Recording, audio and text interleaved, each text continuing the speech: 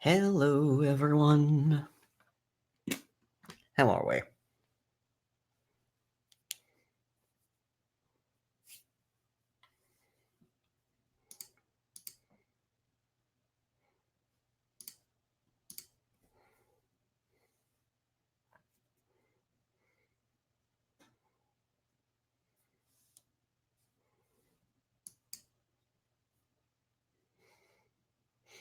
Oh no, Arch. That sucks. At least you and Dusty are jazzed for this. I mean, there's presumably more people who are jazzed for this. Other people, of course, just don't want the spoilers, which I can also understand.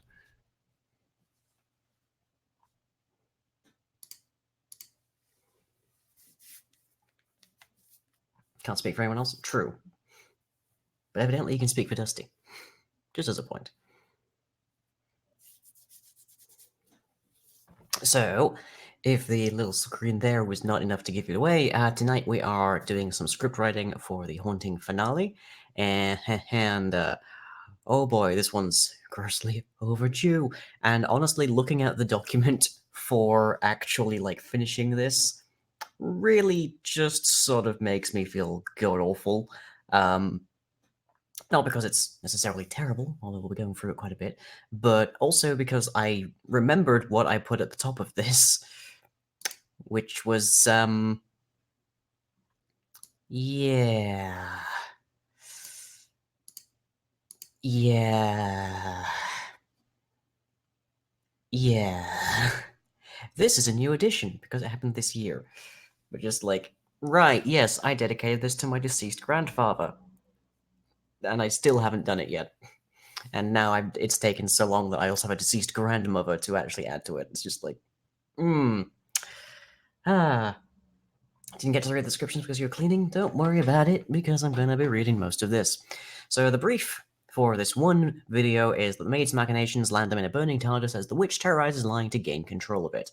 And that is partially why the finale for The Haunting has taken so long to get done. It was because the finale for Mating Do took so long to get done.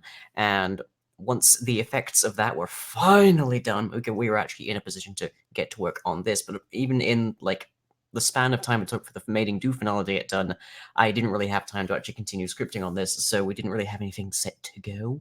So, yeah. But we do have a 3-person cast, all of whom are me, which is a significant reduction from the return, and should hopefully be doable relatively easily in an evening or so, depending on exactly what goes into it. I'm trying to keep this one, I say quote unquote low budget, but I don't really have a budget, strictly speaking, for the specials, period, because everything gets done by me, which probably contributes to how they're so erratic and slow. Wasn't it 6 of you plus Timothy? Yep. Yes, it was. I don't... I think we might have had an actor for one of the pigmen. I don't recall exactly. I think we just unleashed people at that stage. We just spawned the mobs and had the AI do the trick. But yeah, so we have 2 they, thems, and a he, him. We have everyone from distinct universes, from distinct series. We have blurbs here if you'd like to read them, but I will as well anyways. So, having originally entered the Never with bold and positive intentions, Lying has since become a wayward adventure seeker meandering through the Lyingverse. He seeks his missing comrades, but is increasingly doubtful he will ever find them. He wants the TARDIS as likely the only means to continue his search. He's generally positive, but also employs sarcasm and humor to mask his doubts. And then we have the maid, a metaphysical concept wrapped in a maid outfit. The maid originates in the universe slowly falling apart, and was bounded in their current state by the grandfather of the current Master Jonathan Rennigan and his associates. They usually display human-level capabilities but can violate physics entirely for bursts of speed when performing their duties as head maid. They want the TARDIS as his Rennigan family property and is necessary for the task of retrieving Master Jonathan from another universe. They are upbeat and terse, usually dismissing the concerns of others, knowing full well their own existence is contradictory to reality. Which is to say, if somebody says something is impossible to the maid who is already impossible, that's not really a measurement that they're particularly interested in. And then we have the witch, of course, at one time a spirited builder and engineer with a passion for recreating sets from horror movies. Severe trauma and self-experimentation, both scientific and arcane, has twisted them into a vindictive and malevolent creature, bent on terrifying and tormenting those around them. They want the TARDIS to use as a means of tormenting every instance of Kieran Dave in the Lyingverse as vengeance for their presumed responsibility for the witch's original trauma. They are scheming, manipulative, and derisive, as well as given to mood swings and bouts of extreme rage. You love the maid? No, good to know, good to know. And then we have the outline. This is where the actual, huge spoilers come in, so, fair warning on that. We begin in the control room of the TARDIS, damaged and heavily on fire. One of the doorways blown apart, revealing the corridor behind it, that being something that we saw at the very tail end, I believe, of Haunting Episode 4. Lying is prone on the floor, and the witch is floating slightly off the ground, wings out between him and the damaged door. The maid has just walked through one of the undamaged doors from their universe, remarking on the disarray in the TARDIS. End of mating do. At this stage, the TARDIS is heavily damaged following sabotage by Lying to prevent it from falling into the hands of the witch, and is growing increasingly inoperative as the encounter progresses.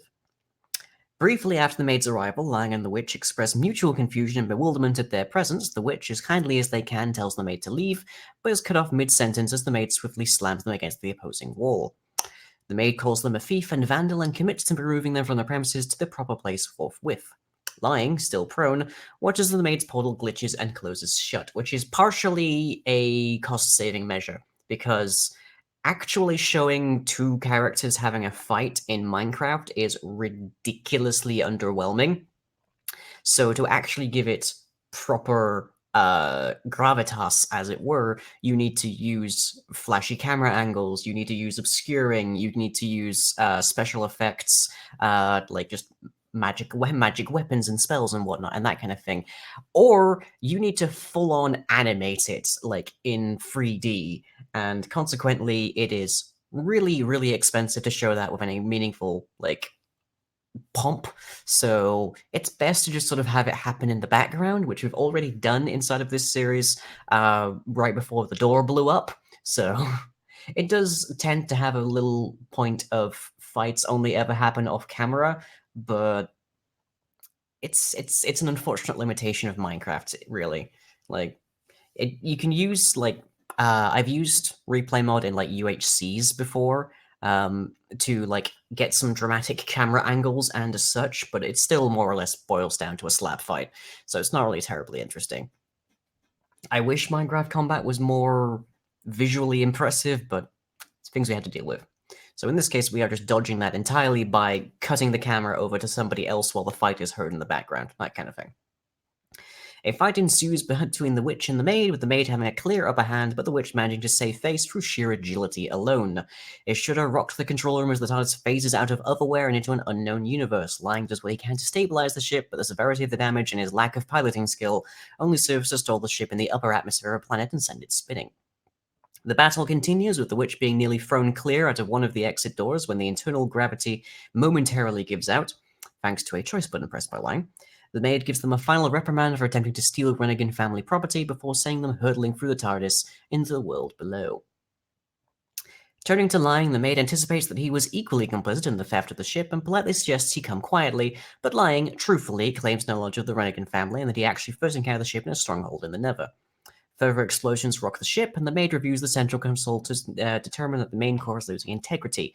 Emergency repairs are needed, and the maid will need Lying's assistance to effect them.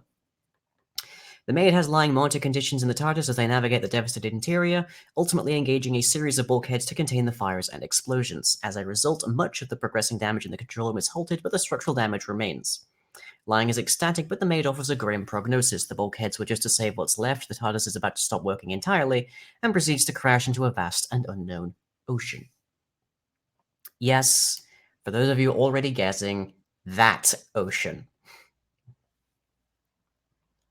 Well, not technically speaking, there's two oceans. It's not Atlantis' ocean, but it is an ocean you can guess the occupant of.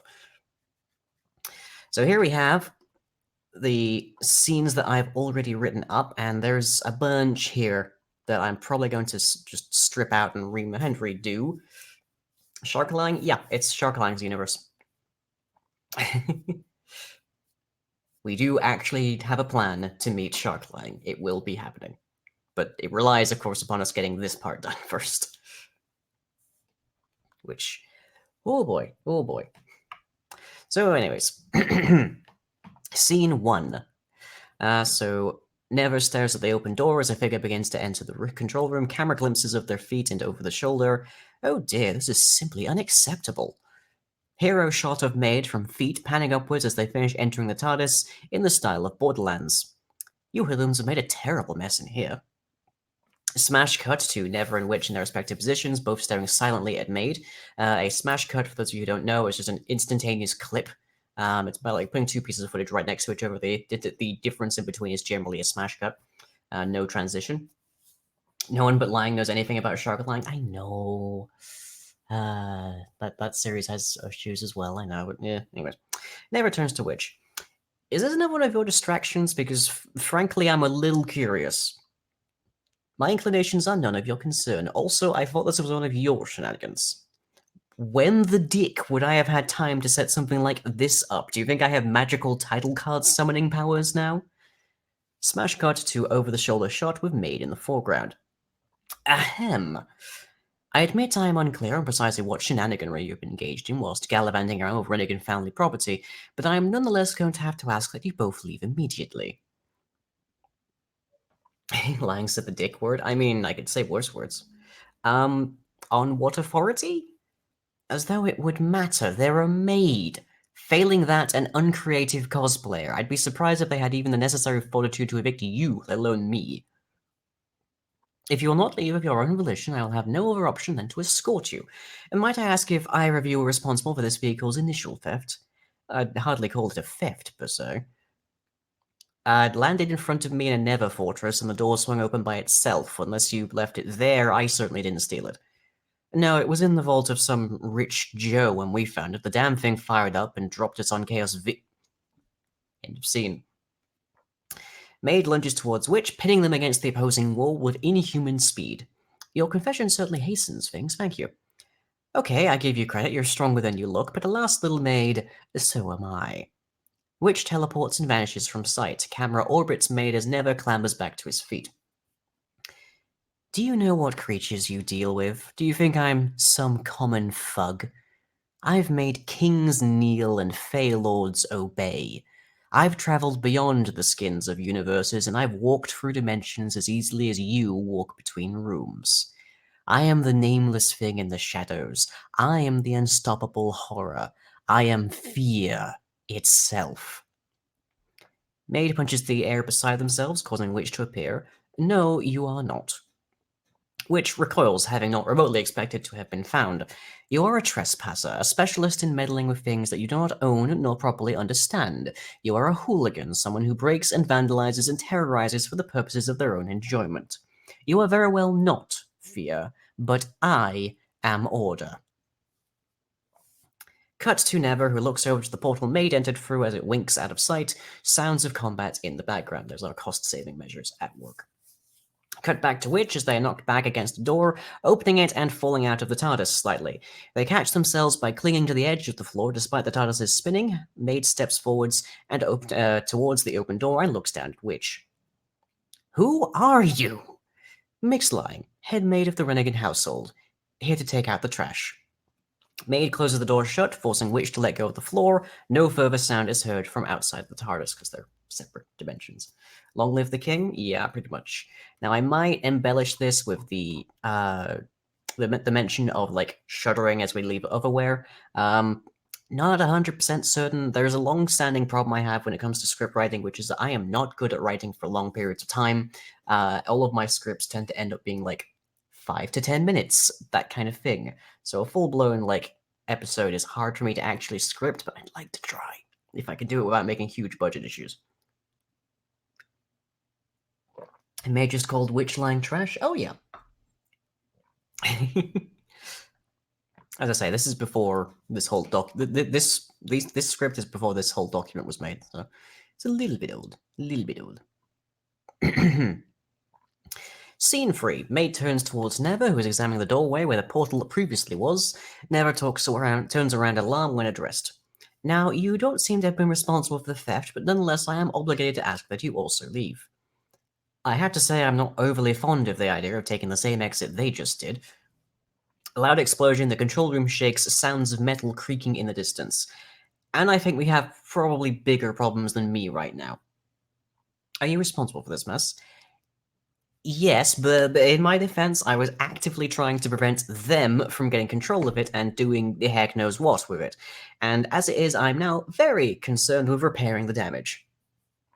Another explosion sounds in the distance, the lightning in the control console pulses.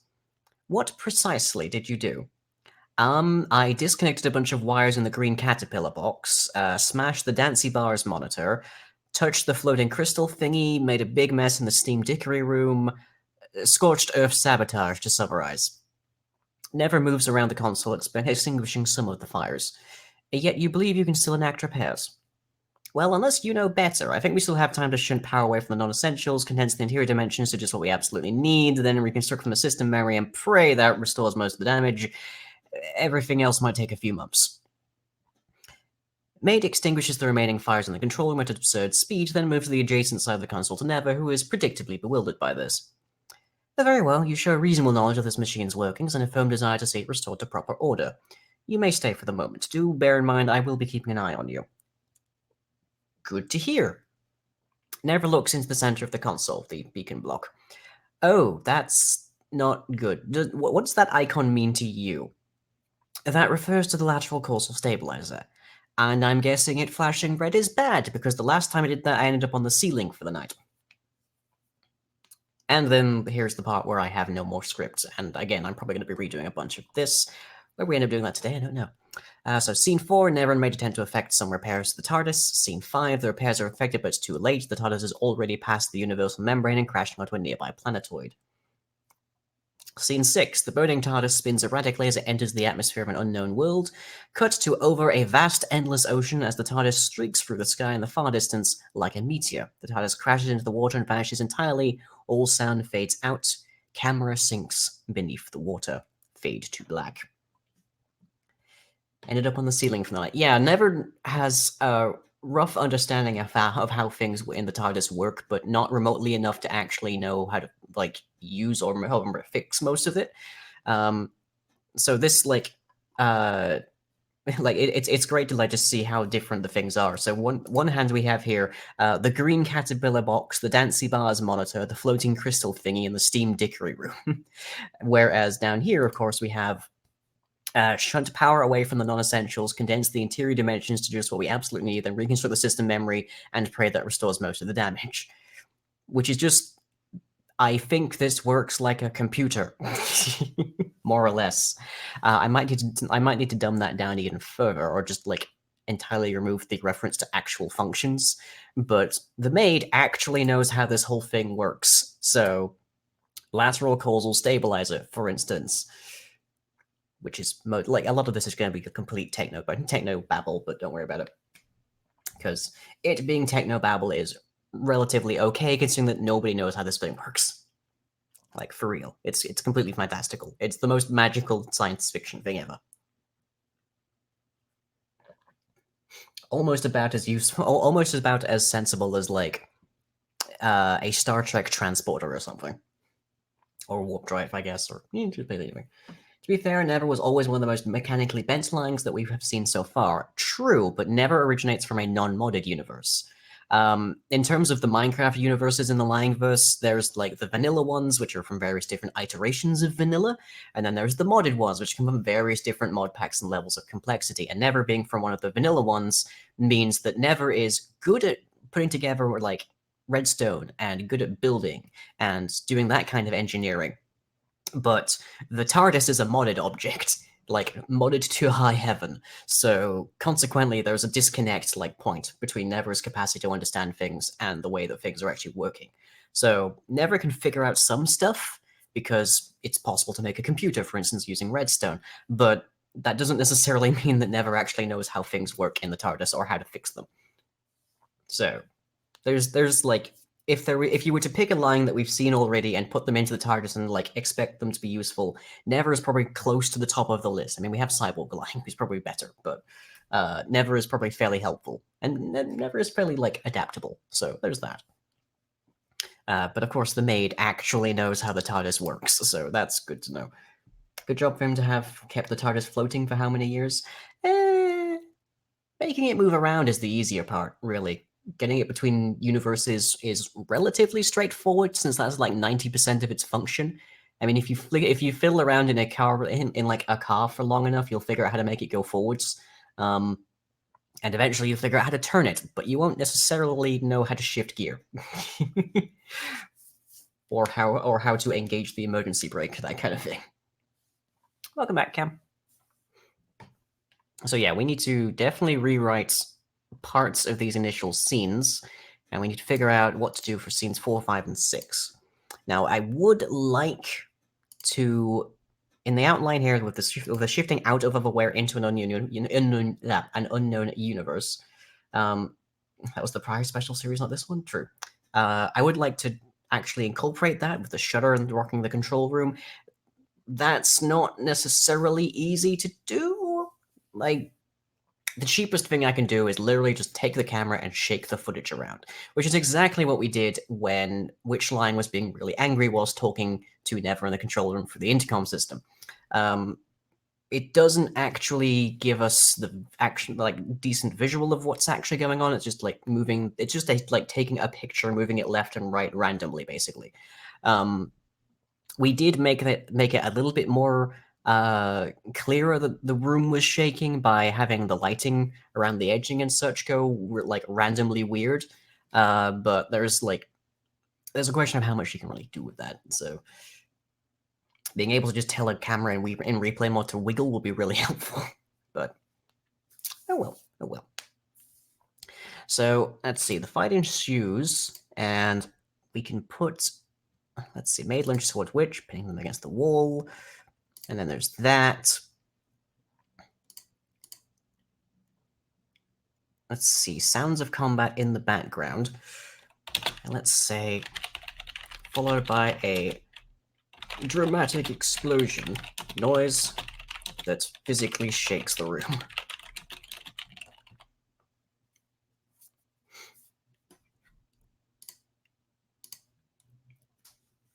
Let's see, we want to save this for longer, essentially.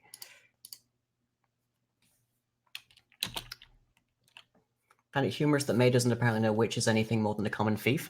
I mean, that's more or less correct. Like, the Witch is a hooligan, is what we would say here, a trespasser. Hooligan and a trespasser pretty much actually summarizes the Witch, especially in terms of how the Maid categorizes, defines those terms. A specialist in meddling with things that you do not own nor properly understand. Yep. Someone who breaks and vandalizes and terrorizes for the purposes of their own enjoyment. Yep. So by the Maid's definitions, the Witch absolutely is a trespasser and a hooligan. So entirely reasonable. So a dramatic explosion is heard, and the control room physically shakes.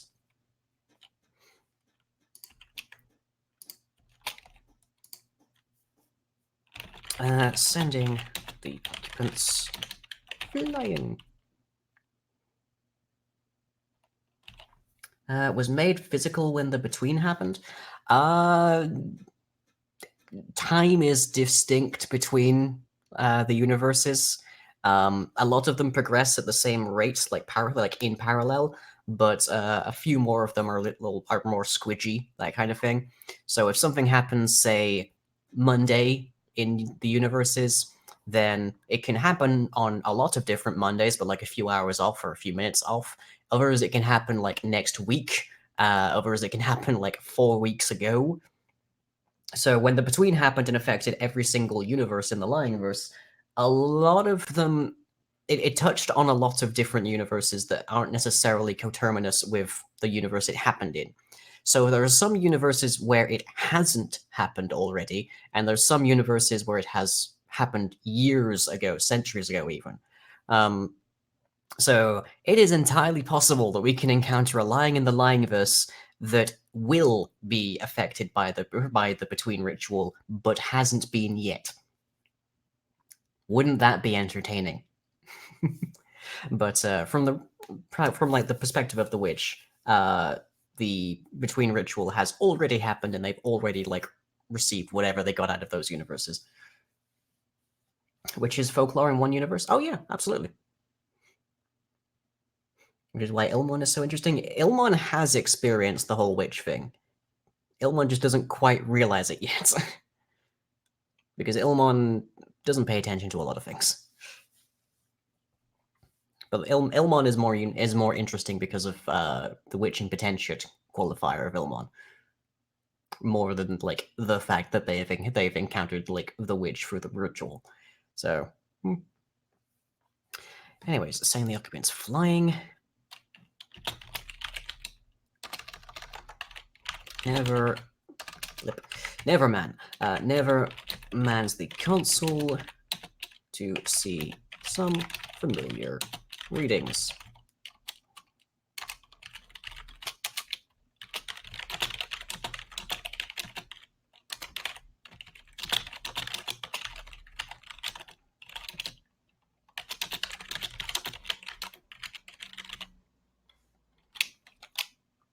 Nope. Nope. Nope.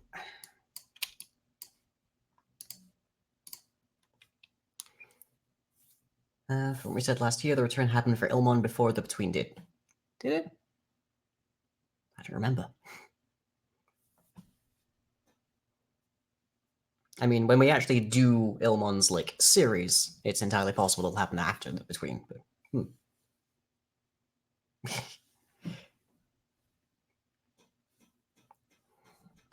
Okay, so never mans the console to see some familiar rings. Looks like we just slipped out of Overware, but I have no idea where. I don't think we need to know that part. That part's just seeming like that part's less relevant.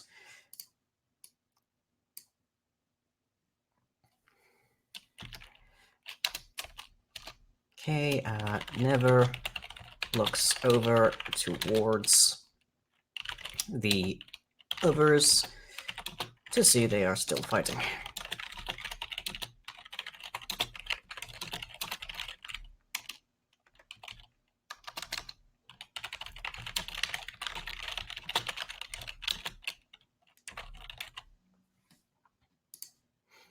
Looks like we just slipped out of Overware, and you're still fighting. Cool.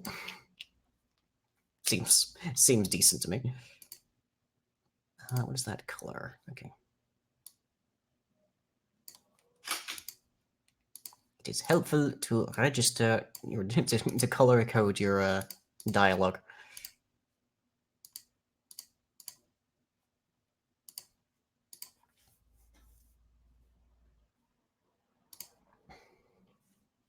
Okay, so get back here and take your medicine, young Eldritch. I mean, not quite.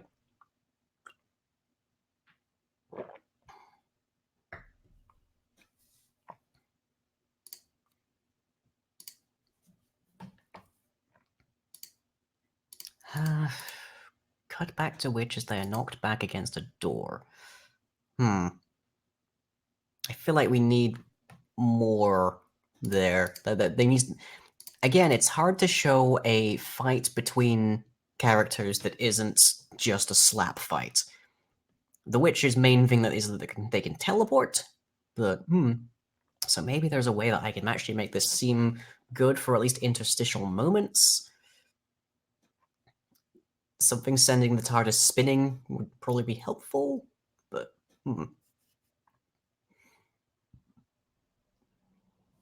I do more or less like this ending. I don't think that needs to change much. Although actually making it look like the witch is clinging to like the floor is not actually that straightforward. To do that, I would probably have to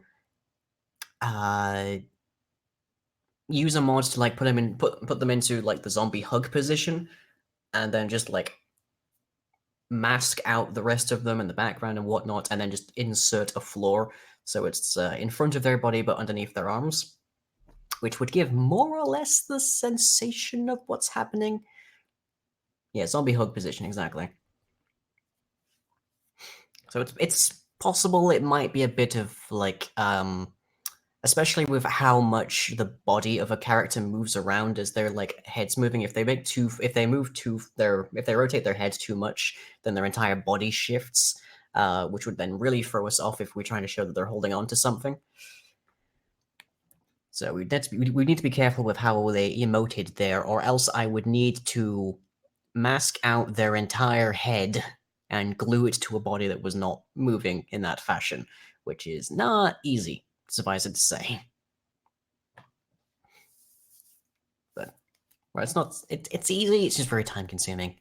That's basically rotoscoping. Rotoscoping is the bane of all VFX, really. It works really well when you spend a lot of time on it, and it pretty much always takes a lot of time. Okay, so how do we go from there to here? In a way that seems meaningful and not like this fight lasted all of 20 seconds. Like, I feel like the fight portion should last like a minute, but this dialogue is also pretty clunky. I'd like to fix that up.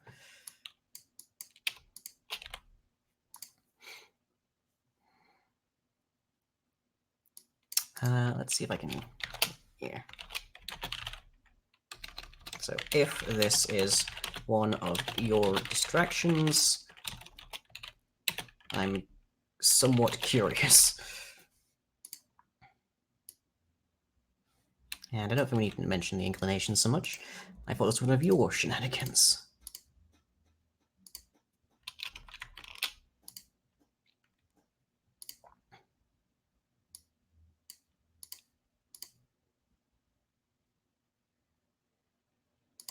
I do like this little piece. When the dick would I have had time to set something like this up? Do you think I have magical title card summoning powers now?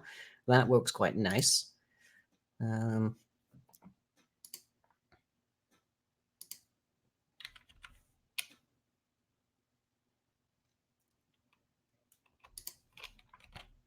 am unclear on precisely what shenanigan you have been engaged in.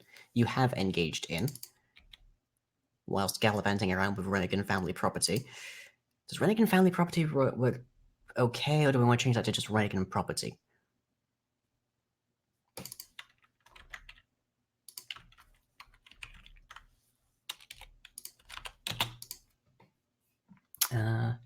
I am unclear on precisely what shenanigan you've engaged in whilst gallivanting around with Rennigan family property, but nonetheless I am going to have to ask that you both leave immediately. Ask you both to leave immediately? Ask you both to leave immediately. There we go.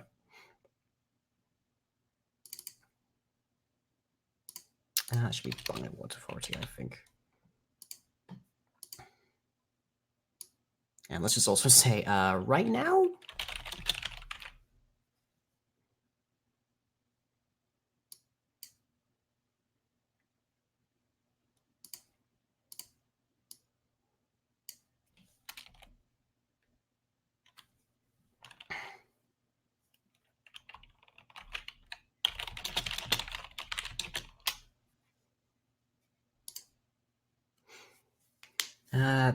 They're a maid, failing that, an uncreative cosplayer is a really nice jab. I like that.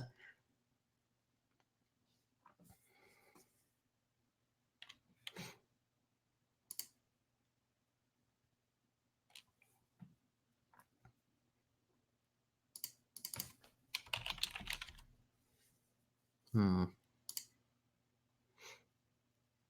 don't think we need that aside.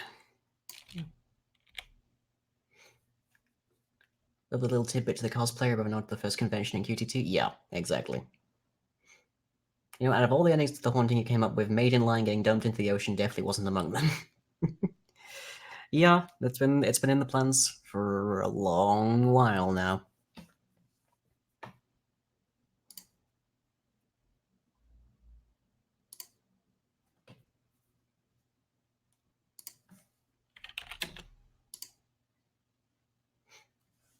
Never is always. I mean, the doors are like the TARDIS is still extra dimensional, so theoretically, if you open the front door whilst it's under an ocean, it's just a wall of water just stood there. Like the freaking Stargate.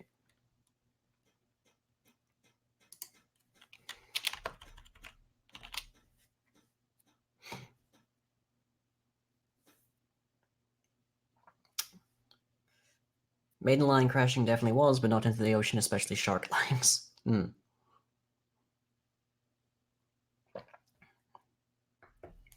The ideal is that this is substantive enough that it fills out an actual decent length episode, but simplistic enough on VFX and editing and such that it can be completed in time for Christmas, which gives me basically a month to do this all. So expect to see a lot of behind the scenes on the finale, on the haunting finale, just in the course of these shareholder meetings. Reminder, by the by, that we do currently have a poll running on the shareholder meeting scheduling, so consequently, we might turn this into like a weekly thing, or we might end up doing this as still kind of a schedule thing. It's a question of whether or not, in the course of it's a question of whether or not you guys think would work, which would work better. A regular thing would be nice, but there is something to be said for like foreknowledge and variance in like scheduling, so more people can actually attend, that kind of thing. But I've been delinquent in my posting of the monthly updates, so consequently, maybe one of those things will work better. What you've seen, the poll is 50-50 right now. Yeah, I think that's what it was last time I checked. Doop a doop a doop a doop a doo. Yeah, but it's currently 50-50 with 8 votes, so 4 either way. But there's still about a week left on that, so feel free.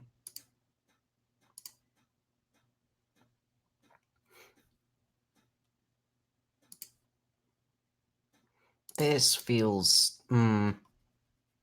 This part feels a little bit stilted. How can I clean that up?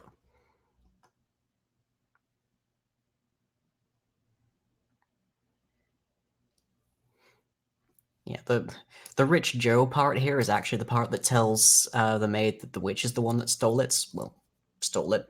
Because Rich Joe is a character that the witch is that the maid is familiar with. So, like landed in front of me in a Nether fortress is completely alien. Is completely unknown to the maid. Like they don't really know how it could have ended up there. But in the vault of Rich Joe, yeah, there is a Joe in the maid's backstory. Especially one that refer to themselves as Rich Joe, which was sort of subtly hinted throughout a large portion of Mating Do, that they relate that like there's links to them and the original Tech It series of Carpenter Station and Rich Joe and all of that, like just laid throughout Mating Do. It was very entertaining to do that part. Anyways, so Maid lunges towards Witch, pin them against the opposing wall with inhuman speed.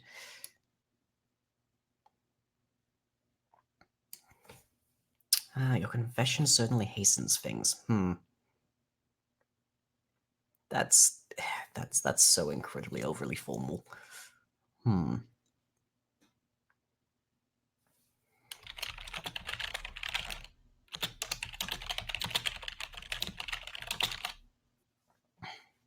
That confession will suffice, I suppose. Yeah, that'll do. Isn't the point of the maid to be overly formal? I mean, yes, but not to the point of like a Victorian like dictation. Like it's not. They're meant to be polite. They're not meant to be a business letter. They're not meant to be like a legal document. They're just meant to be polite. Polite, respectful, and whatnot.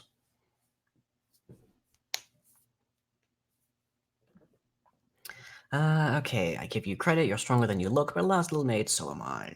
I mean, that feels weird coming from someone who's currently pinned against a wall.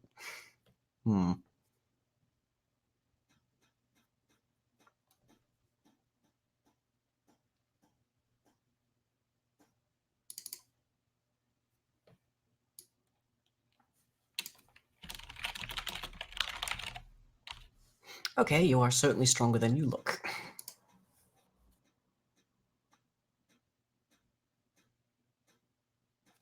Maid vibe checks the witch. Yeah, there's a meme that's only come into existence in the time it's taken me scripting this.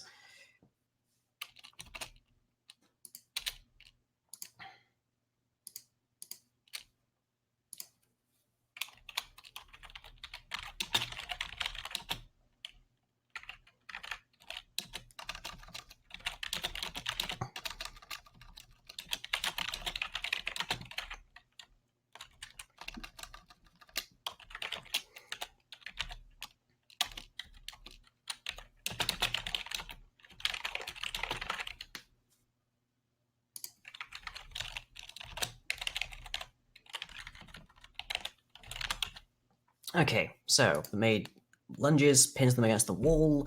That confession will suffice, thank you. Okay, you are certainly stronger than you look.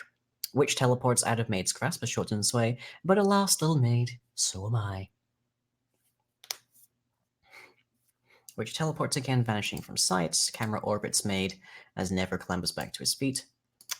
There's a lot of similarity here to a speech made by the Doctor in Rings of Agater, I think it is. Let me see if I can dig up the transcript of that.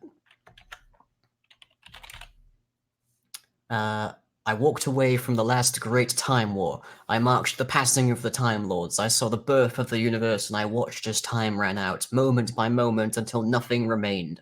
No time, no space, just me. I walked in universes where the laws of physics were devised by the mind of a madman. I've watched universes freeze and creations burn. I've seen things you wouldn't believe. I have lost things you will never understand, and I know things, secrets that must never be told, knowledge that must never be spoken, knowledge that will make parasite gods blaze. It's that kind of, like, speech. It's the grandiose, I am the Doctor kind of speech here. So, I feel like we need to rewrite this initial piece. So before, like, the maid refers to them as, like, this common folk kind of character. So that needs to be redone.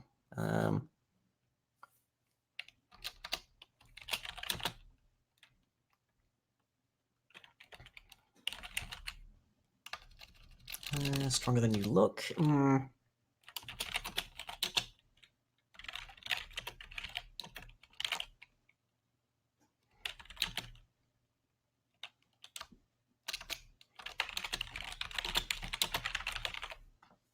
Fair play given witch pinning Elman in last series. Oh yeah, sounds like a speech from one of the remote characters. I don't know how to feel about that. I don't remember which one that would be, but granted, I've known a lot. I've done a lot. I did a lot of rating for that. Do you realize what you're up against? I've made kings kneel and Feylords obey.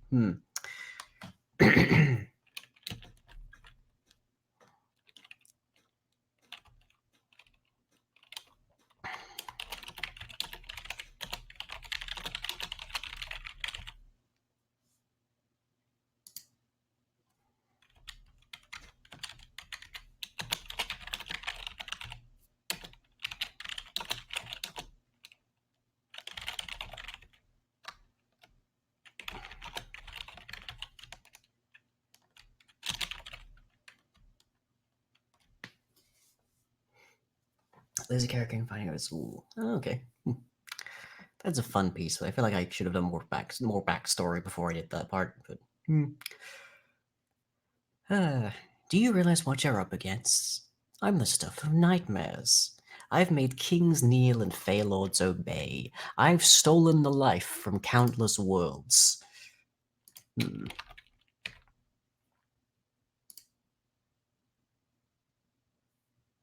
I've traveled beyond the skins of universes, and I've walked through dimensions as easy as you walk between rooms.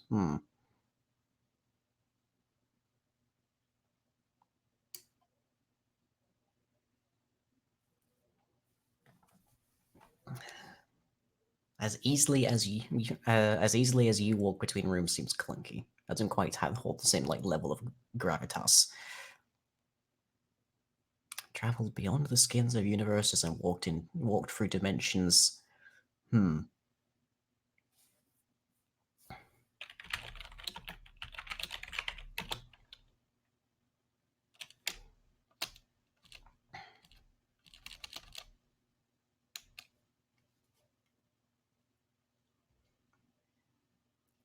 Travel beyond the skins of universes still needs a touch to travel. They can't do it much.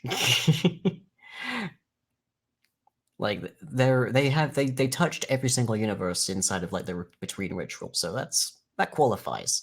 Actually, like going between universes is a tough one, but also because they've traveled beyond the skins of universe doesn't necessarily mean that like they don't do it unassisted. Like traveled beyond the skins of universes is just like, well, you know, I was at I was in Mallorca last week, that kind of thing. Jump from Chaosville 2 to your complete server? Yeah, a little bit, yeah. Most of that like scene was cracking open the well because the well was still sealed after that whole thing.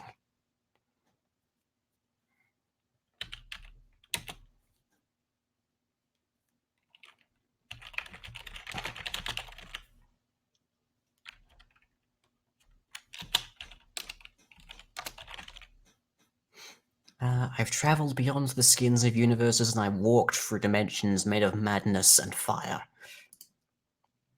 Yeah. That works a bit better, I think. So let's just read this again. Do you realize what you're up against? I'm the stuff of nightmares. I've made kings kneel and fey lords obey. I've stolen the life from countless worlds. I've traveled beyond the skins of universes, and I've walked through dimensions made of madness and fire. I am the nameless thing in the shadows. I am the unstoppable horror. I am fear itself. Not bad, not bad. Maid travels to Erebus like it was nothing. I mean, fair. Erebus is more uncomfortable for me than the characters that I play.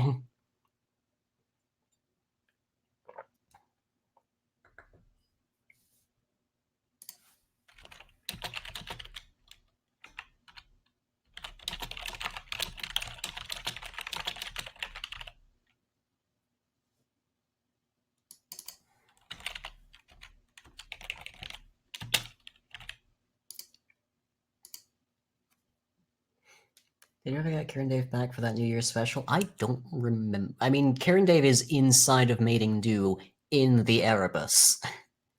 So, I don't know.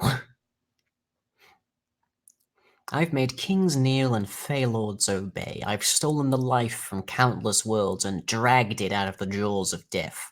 I've traveled beyond the skins of universes and I've walked through dimensions made of madness and fire. I am the nameless thing in the shadows. I am the unstoppable horror. I am fear itself. Which is just a lovely thing to have. You most certainly are not. No, you most certainly are not. You're not the Messiah, you're a very naughty witch.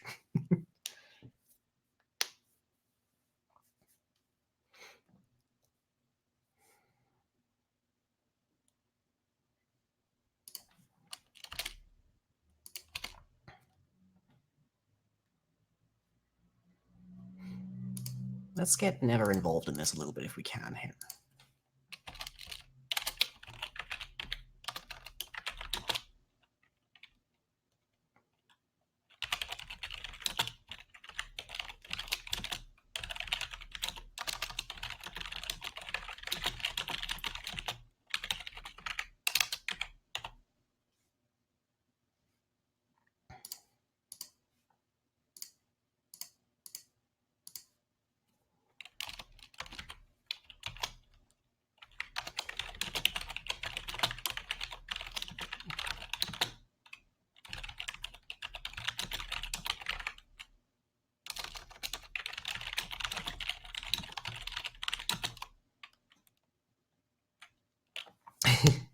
Sounds fake, but okay.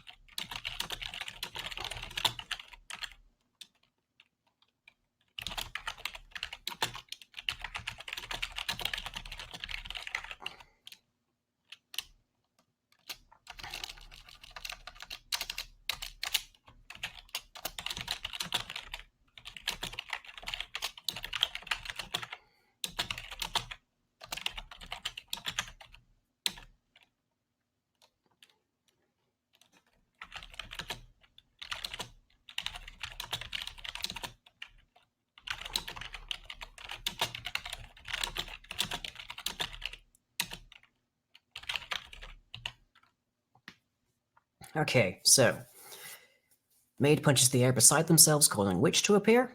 No, you most certainly are not. Witch recoils, having not remotely expected to have been found. You are a trespasser, a specialist in meddling with things that you do not own nor properly understand. Maid punches witch, knocking them towards one of the doors. You are a hooligan, someone who breaks and vandalizes and terrorizes for the purposes of their own enjoyment. Maid punches witch again, knocking them against the door. Never punches a control on the console, causing the door to open behind witch. Cut to outside TARDIS, showing a blue cloudy sky at the open door. The witch looking back into the outside. You are very well not fear, but I am order.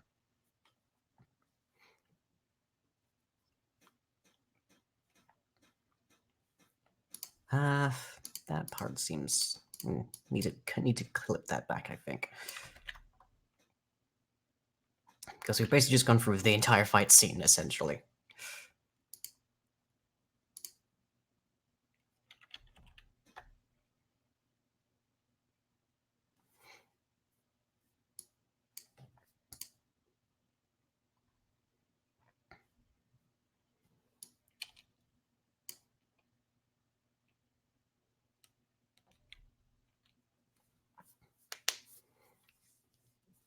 Okay.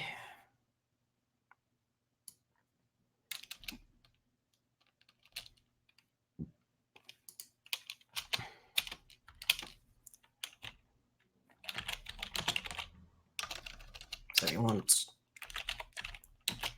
I guess we call this a dirty shoulder.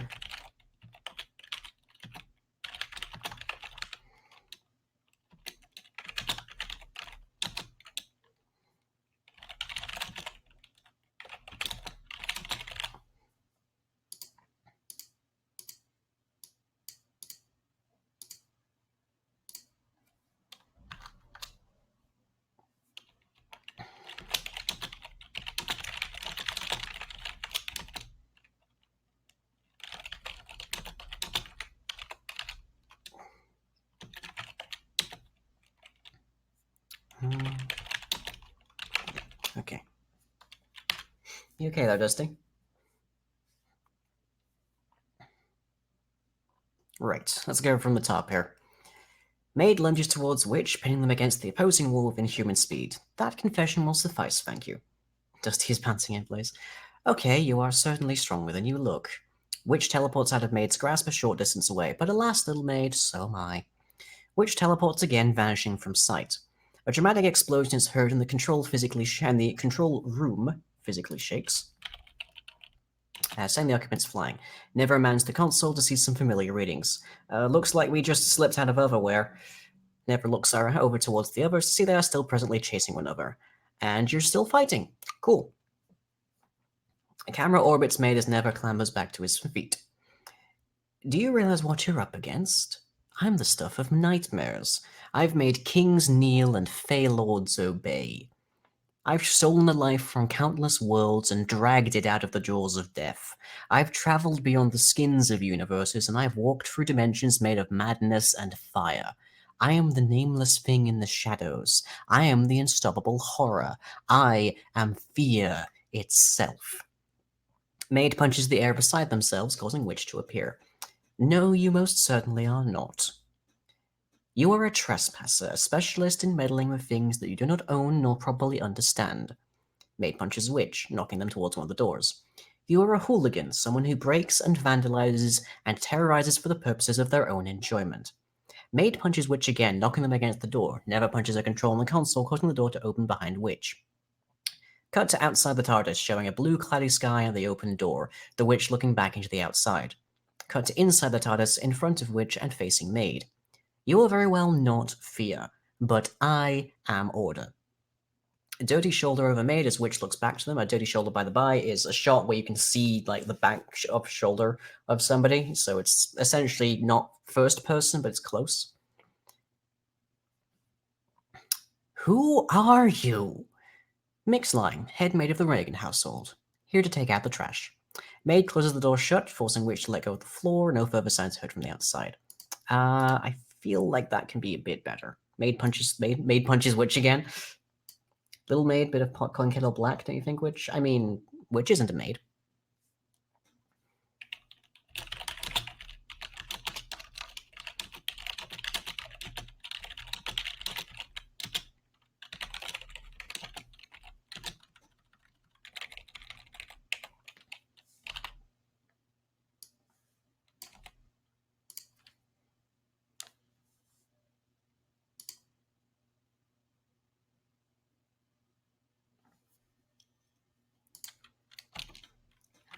Let's shift that a bit.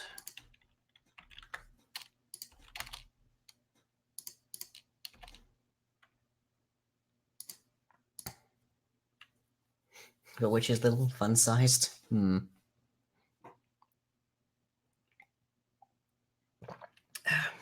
They're all kinds of fun. Okay, I think scene 2 is good now.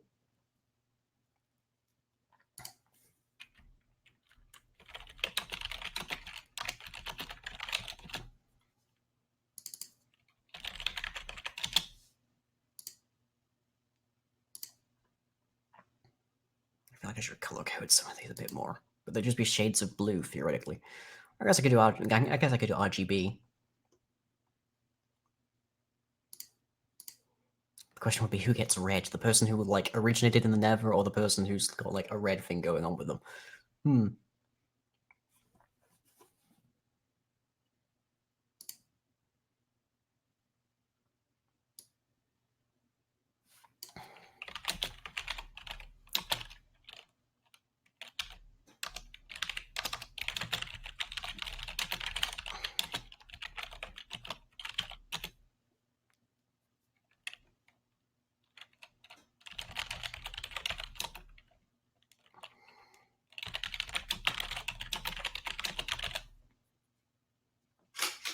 Which feels more red than Nether?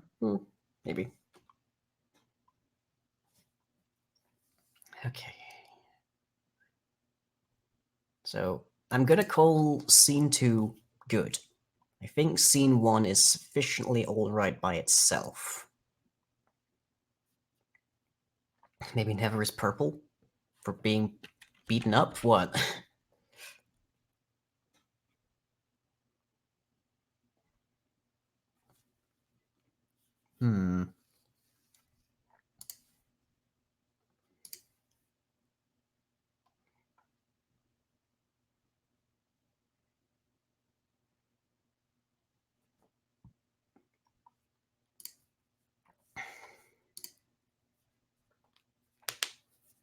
For being neither chaos nor order. I mean, there are arguments to say that Nether fits into at least one of those categories at any given time.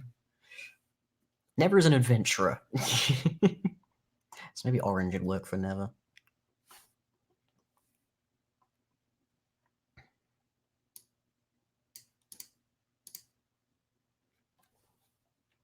Nether is neutral, so grey.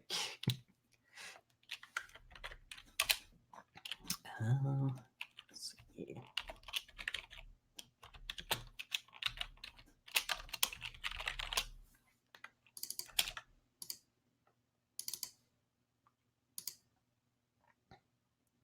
I'm gonna put Nether into orange, which isn't quite readable. That's better.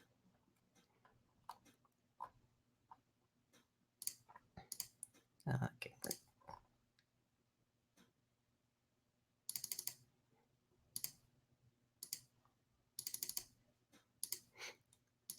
Something I love about this particular section at the start here is just there's almost no reason for there to be the whole Borderlands title scene title intro, but I love the fact that like Nether directly references that. It's like a visual gag that actually happens canonically. The maid turns up and there's a title card that appears.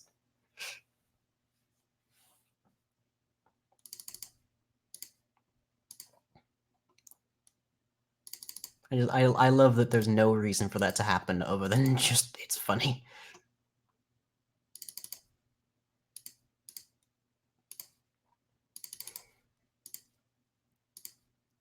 Yeah, interesting little detail here. We just slipped out of Otherwhere.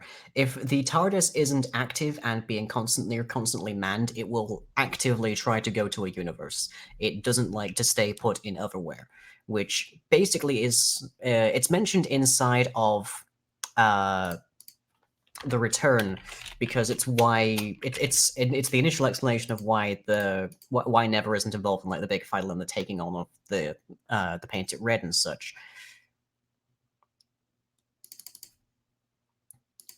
But it's like if the TARDIS stops working, it will slip into it will slip actively into a universe. So if you break it or you're not keeping a handle on it, it will immediately go to a universe because it doesn't want to get stuck in everywhere. There's a reason for this. There's a reason why an inert TARDIS will fall into a universe whilst there's literally a cracked moon hanging out in otherwhere. So, but that would be absolute spoilers here.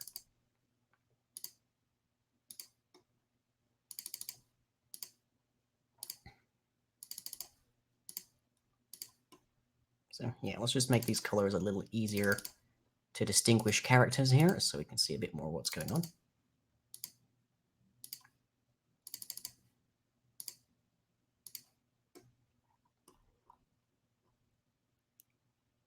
I think that's all of Never highlighted. Okay. We'll make the witch pure red. He's absolute spoilers. He said while revealing the entire plot of the final episode. That's spoilers for like another thing.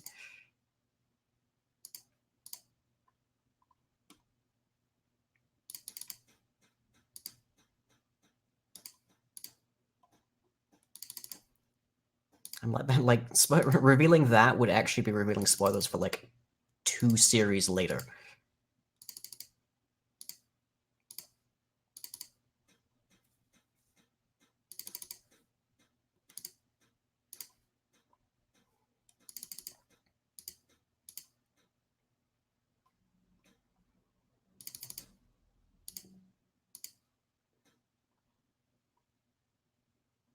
Okay, and then the witch is gone.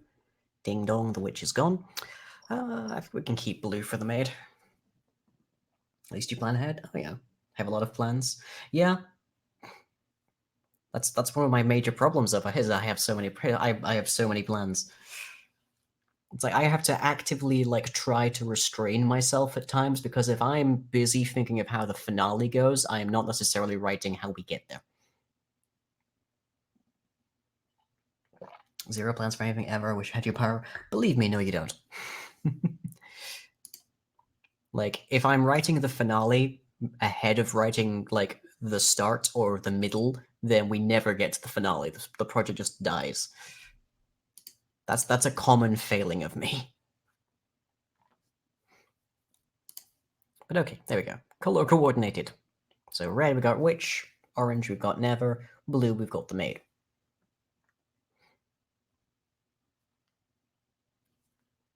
Give me half your power. Give energy. Okay, so maid turns towards Never, who's examining the doorway before where the portal previously was. Now, you don't seem to have been responsible for the theft, but nonetheless, I am obligated to ask that you leave. Never turns around and alarm when addressed. I have to say, I'm not overly fond of the idea of taking the same exit they just did. The maid's portal previously was. Okay. If we could cat and Dusty's energy. A loud explosion, the control room shakes, sounds of metal creaking in the distance. Oh, and that's also Never. And I think we probably have some bigger problems than me right now. I think we probably have bigger problems right now than me.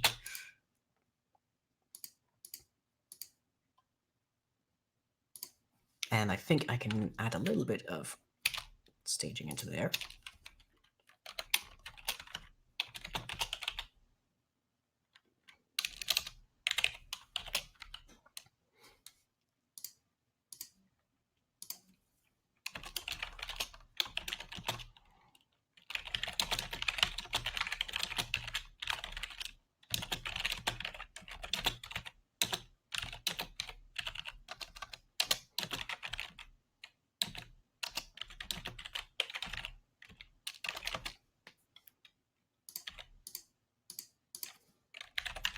So, are you responsible for this mess? Yes, maid takes a step towards Never, who backs up in panicked response, but in my defense, I was active trying to prevent them from getting control of it and doing heck knows what with it. Okay. Getting control of it and doing heck knows what, and as it is, I'm now very concerned with repairing the damage.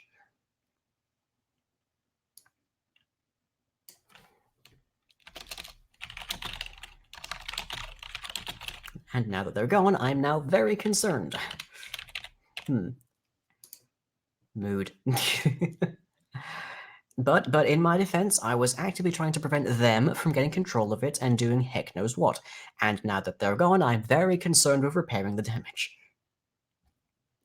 Can I come up with the finale ahead of time? You have vague ideas, but the story usually ends up writing itself. There's arguments to be said that's a good way to write things, to let the story write itself. But then there's also a case of, with a large enough cast, with the right kind of setting and stuff, plots never find a nice end.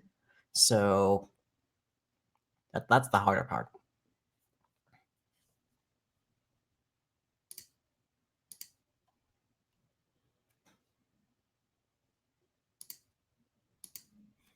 Okay, what precisely did you do?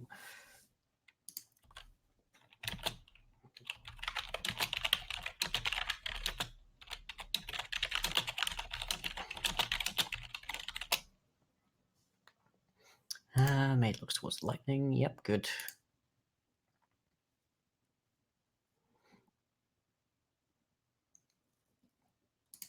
I do like this description. I disconnected a bunch of wires in the green caterpillar box, smashed the Dancy Bars monitor, touched the floating crystal thingy, made a big mess in the Steam Dickory room. At least his RP isn't live. Streaming an RP means there are no retakes. Yeah.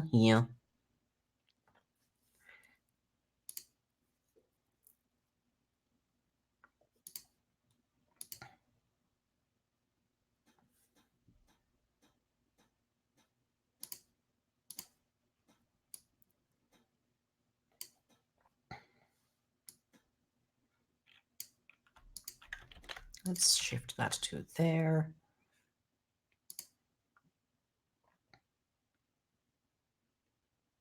Shift that to there. Okay, so what precisely did you do? Never moves around the console, extinguishing some fires, recounting what happened essentially in the haunting. Maid extinguishes the remaining fires in the control room at absurd speed, then moves the adjacent side of the console to Never, who is particularly bewildered by this. Yet you believe you can still enact repairs.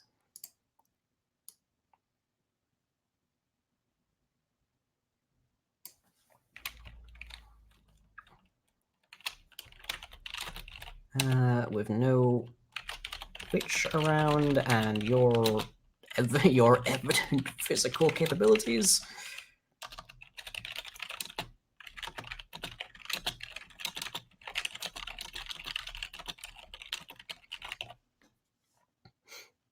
With no witch around and your evident physical capabilities, we at least have a chance to get things under control. Everything else might take a few months.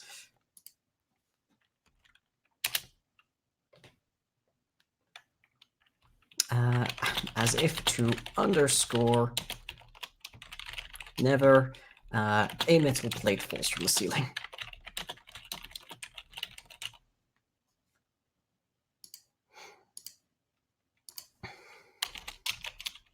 Beat.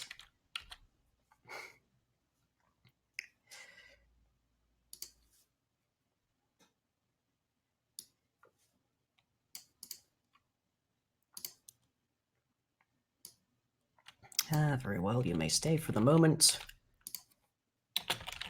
Under the condition of assisting repairs.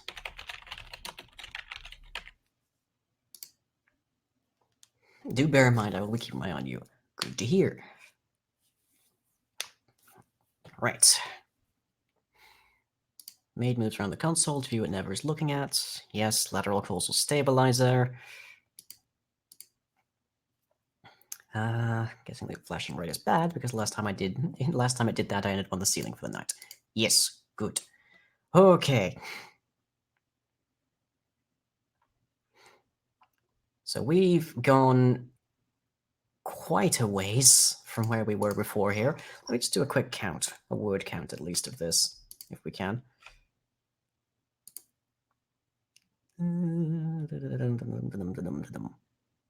No.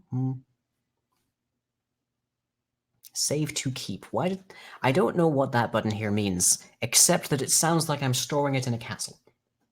Where it might have dropped Never off had the TARDIS not delved into an ocean. The ocean. That's the key thing here, is the witch just got kicked out of the TARDIS, but they were already in atmosphere, which means it's probably the same planet. Of course, the witch is immune to falling damage. Theoretically, if Minecraft physics didn't work the way it does, the never would hit the water and go splat. Yeah, the witch can also fly.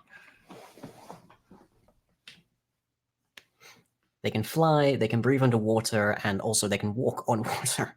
And they don't take falling damage of any sort. So, witch is fine. Witch is built to be durable.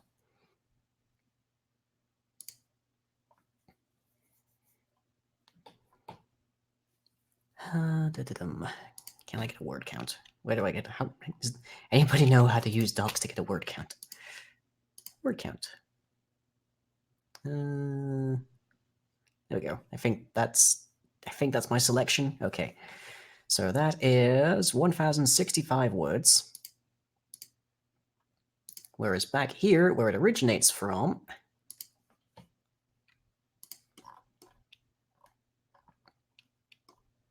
down to there, okay, is 1,038. So not actually that much change, but I feel like significantly clearer progress here. There's definitely more camera cues here that need to be written, but I think that's good for the moment. So the next thing is essentially a montage. But a montage is like done in over like maybe a minute or so, and it doesn't really it's meant to show time passing, but it doesn't really necessarily keep the same kind of weight of it, because it's so short.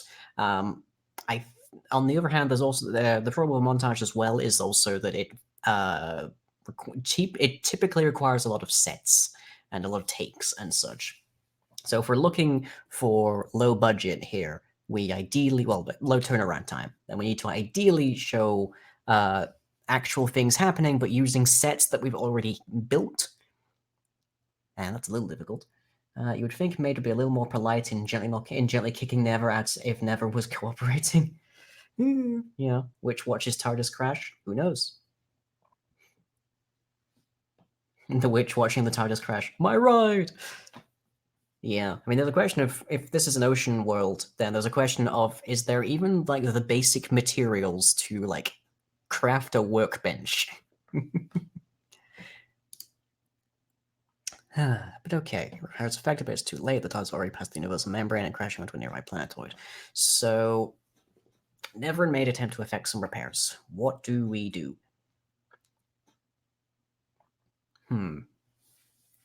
Okay, well, let's make a list here.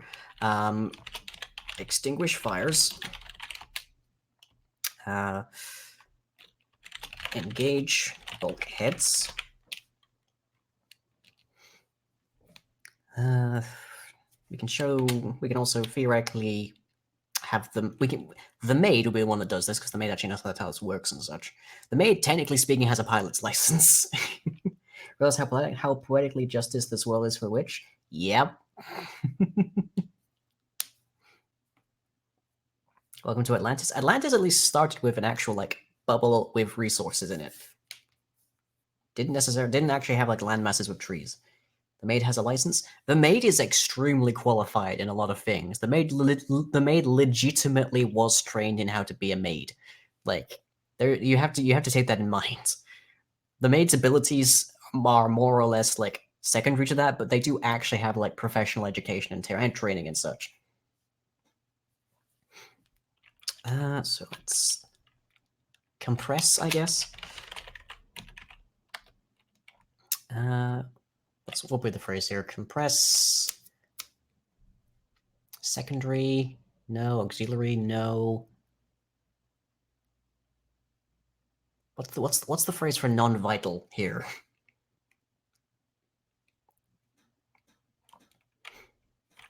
Anybody know? What's the word I'm thinking of? Or failing to think of, as the case may be. A word that means something which is there, but we can do without. in a pinch, as it were. Non-essential.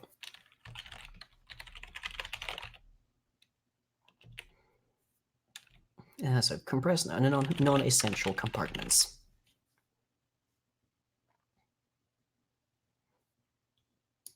And let's just mark those as writ.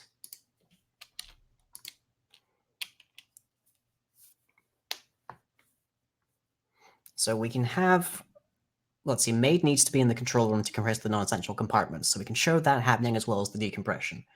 Yes, the pool room is going away. The pool room was such a pain. I don't know if I've mentioned that on camera, but the pool room was such a pain because it was meant to be an interior space with a ceiling that resembled perfectly an actual sky, like full three-dimensional parallaxing everything. And so we built it with a green screen initially. And then we realized that using the green screen to put the sky in meant that it looked like there just wasn't a roof.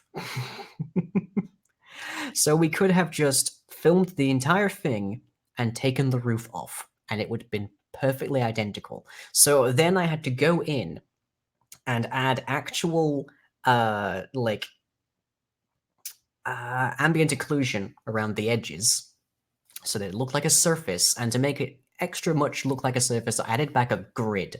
Not like this, I don't think it was the same level as the I don't think it was the same kind of grid scaling as actual like blocks, but it was an actual like there was this very slight grid that you can just see. It's in like white edging on this sky with the ambient occlusion around the edges, and then there was just a sky. So it looked more like slight rendering weirdly mesh net on the ceiling, basically. VFX it so well that it looked like there was no effects. Yeah, which was kind of a pain because that was meant to be like a significant flashy thing. But it ended up looking like just like not there VFX. So, bleh.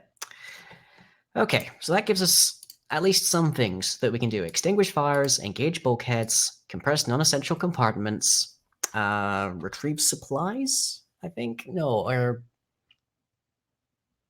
there was definitely like a camp, but I think it was moral. Either it's still in that room or it was in a different version of the control console. I'm not sure, or maybe I don't remember exactly. I might need to boot up the map and figure out, but I'm trying to remember if there was like items in the like Never's camp or such. I think it was just like a chest that might still actually be in the set. I'm not sure. There was two to actually accomplish the opening shot of the haunting. There was actually like an actual like set. So there's the control room that Never starts in, and then there's this big walk around kind of space that ends in an identical control room. But I don't recall exactly what differences there were in that. So hopefully that's good. But that means I can't necessarily show Never running around grabbing items from areas they're about to be compressed. Anyways, I think that's about all I have time for today, because I do actually have to go run some errands real quick before the shops close. So I hope you've all enjoyed. I will try and get some more of this done in the next week, and we'll come back to see how we continue with scene 4, 5, and 6. And then once that's done, I can actually make a set list, so I can go through the whole thing and say, okay, we need this, this, this, and this.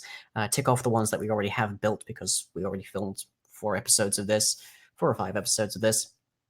And after that, it's just a matter of organizing a filming time and making sure everyone that will be filming actually has the mod pack we'll be using and whatnot. And then I will actually have to sit down and edit it all and get the replay mod files and such. Can I do the witch voice again? Is there a particular line that you'd like? So something in red, perhaps? Would it matter? They're a maid. Failing that, an uncreative cosplayer. The long one? Oh, the speech. The big gravitas speech that then gets summarily dismissed because the maid is on an order higher than the god that imprisoned the witch in Otherwhere in the first place. Okay. Do you realize what you're up against? I'm the stuff of nightmares. I've made kings kneel and fey lords obey. I've stolen the life from countless worlds and dragged it out of the jaws of death. I've traveled beyond the skins of universes, and I've walked through dimensions made of madness and fire. I am the nameless thing in the shadows. I am the unstoppable horror. I am fear itself. Happy, Dusty? Okay, so I will be downloading the recording of this. I'll be putting it up unlisted on YouTube, and you'll all be able to access that. So if anybody has missed this, they'll be able to see that. Obviously, there'll be a spoiler warning, but hope you've all enjoyed, and I will catch you all next week.